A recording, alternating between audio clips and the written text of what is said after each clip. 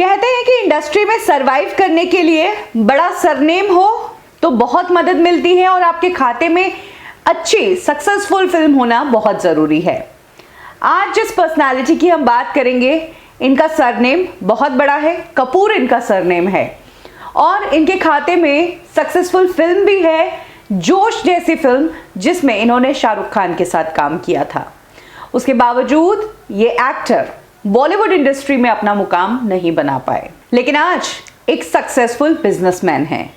बात करेंगे बॉलीवुड एक्टर शरद कपूर की। शरद कपूर की लाइफ से जुड़ी वो बातें मैं आपको बताऊंगी जो आपने शायद ही सुनी होंगी। कब शरद कपूर ने डिसाइड किया कि वो बॉलीवुड इंडस्ट्री में आएंगे, क्यों बॉलीवुड इंडस्ट्री से इतना चाव होने के बावजूद मुंबई आने के 6 ही महीनों बाद ये मुंबई छोड़कर चले गए, और कैसे जिस शरद कपूर ने पिछले 25 सालों में तकरीबन 50 फिल्मों में काम किया होगा, वो जाने जाते हैं सिर्फ एक फिल्म के लिए जो है जोश।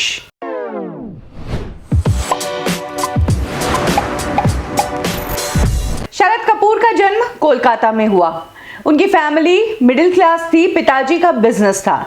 शरद कपूर को स्कूल टाइम में फिल्में देखने का बहुत शौक था। इनफैक्ट इतना ज़्यादा कि कई बार स्कूल बंक करके भी फिल्में देखने जाया करते थे, लेकिन फैमिली को कानों कान खबर नहीं होने देते थे।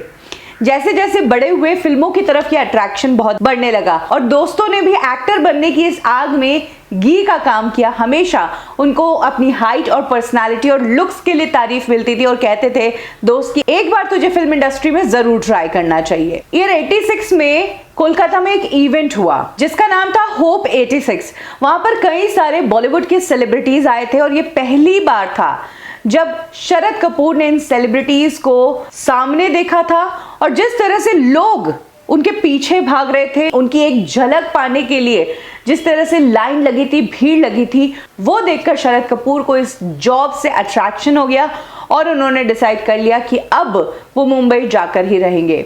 तब शरद कपूर ने अपने पिता के बिजनेस को छोड़कर, जहां उनके 2 भाई दीपक कपूर और गौतम कपूर दोनों ही पिता के बिजनेस को संभाल रहे थे, वहीं शरद कपूर उस यंग एज में मुंबई आ गए। मुंबई आने से पहले शरद कपूर को स्ट्रगल नाम की चीज पता ही नहीं थी, लेकिन मुंबई आते ही उन्हें समझ आ गया कि ये स्ट्रगल क्या होता है। इनिशियली पोर्टफोलियो शूट करवाकर जगह जगह स्टूडियोज में घूमे, सब जगह अपने पिक्चर्स दिए, लेकिन कुछ नहीं हो पाया। जैसे तैसे कुछ फिल्मों में असिस्टेंट डायरेक्टर का काम मिला। लक्ष्मण रेखा और अंगार, इन 2 फिल्मों में एज एन असिस्टेंट डायरेक्टर शरद कपूर काम कर चुके हैं, लेकिन वो बनने आए थे एक्टर और एक्टिंग का रोल तो कोई दे ही नहीं रहा था। यही कारण है कि मुंबई में 6 महीने बिताने के बाद शरद कपूर एक बार फिर से कोलकाता चले गए। कोलकाता जाने के बाद उन्हें लगा कि अगर वो मुंबई में थोड़े दिन और टिकते तो शायद कुछ हो जाता। उन्होंने वापस आने में बहुत जल्दी मचा दी। यही कारण था कि एक बार फिर से शरद कपूर ने मन बनाया, मुंबई की याद सताई। 94 में वो एक बार फिर से मुंबई आए। पूरे साल स्ट्रगल करते रहे, मुंबई के सारे स्टूडियोज की खाक छानी। तब शरद कपूर को पता चला कि यहाँ तो अलग माहौल चल रहा है, लोग स्टार्स के पीछे भाग रहे हैं और उन्हें इस तरीके से तो कोई रोल देगा ही नहीं।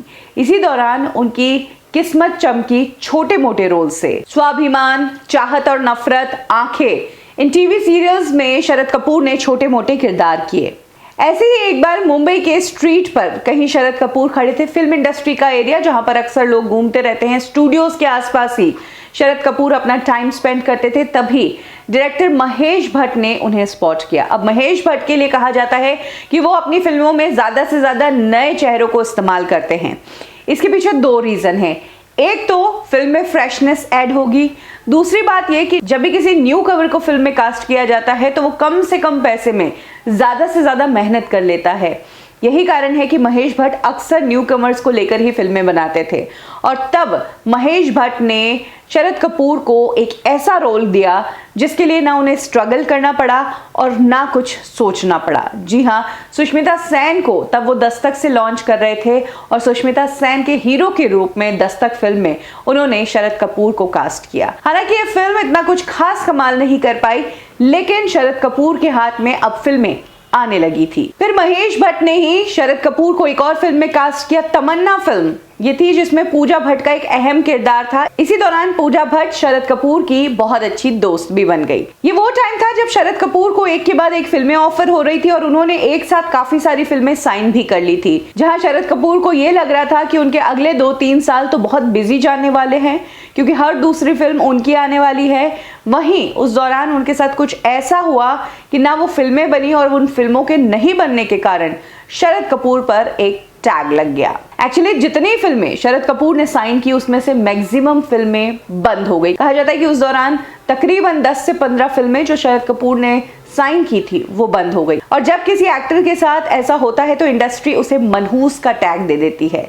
ऐसा ही कुछ शरद कपूर के साथ भी हो रहा था कि इस एक्टर को जिस भी फिल्म में लो वो फिल्म आगे बढ़ ही नहीं पा रही है। इसी दौरान शरद कपूर ने एक बहुत ही लो फेज देखा। जो सिंगल हीरो वाली फिल्में थी वो हिट नहीं हुई, बहुत सारी फिल्में बन ही नहीं पाई। ऐसे में अपने आप को इस इंडस्ट्री में जिंदा रखने के लिए शरद कपूर ने नेगेटिव किरदार करना शुरू कर दिया। हीरो में वो चले नहीं, सपोर्टिंग रोल्स मिल रहे थे, लेकिन सपोर्टिंग में आप स्टार कब बनोगे जब आप नेगेटिव में आओगे। इसके बाद उन्होंने फिल्में की जोश, जानी दुश्मन, क्योंकि मैं झूठ नहीं बोलता, कुछ तुम कहो कुछ हम कहे, लक्ष्य और प्लान। ऐसा करके शरद कपूर को इंडस्ट्री में आए हुए कब 10 साल हो गए पता ही नहीं चला। और इन 10 सालों में शरद कपूर को अगर किसी ने जाना, किसी फिल्म में उनका रोल याद रहा लोगों को, तो वो थी सिर्फ और सिर्फ जोश फिल्म। इसके अलावा किसी भी परफॉर्मेंस को उस तरह की सराहना नहीं मिली थी। तब शरद कपूर ने डिसाइड किया कि वो अब अपनी फैमिली को सेटल कर लेंगे और कुछ और बिजनेस के बारे में सोचेंगे। इसी दौरान शरद कपूर कोलकाता में एक बार जब ग्रैंड ओबरॉय होटल में गए थे तो वहां पर काम करने वाली एक लड़की से उनकी दोस्ती हो गई। ये लड़की और कोई नहीं बल्कि वेस्ट बंगाल के फॉर्मर चीफ मिनिस्टर ज्योति बासु की ग्रैंड डॉटर थी। कोयल के साथ ये 2008 में शरद कपूर ने एक प्राइवेट सेरेमनी में शादी कर ली और शादी के बाद उन्होंने अपना नया बिजनेस शुरू किया। ये बिजनेस रेस्टोरेंट बिजनेस था। इनिशियली उन्होंने कोलकाता में अपना पहला रेस्टोरेंट खोला। इसके बाद उन्होंने बेंगलोर के पॉश एरिया एमजी रोड पर टैंगरीन करके एक रेस्टोरेंट की शुरुआत मिली। एक के बाद दूसरे से उन्हें सक्सेस मिलती रही। तब जाकर उन्होंने मुंबई में डेस्टिनेशन नाम की एक रेस्टोरेंट खोली। शरद कपूर के इन रेस्टोरेंट्स पर कई सेलिब्रिटीज का आना जाना है। इन रेस्टोरेंट्स में शरद कपूर के भाई उनके साथ पार्टनर है।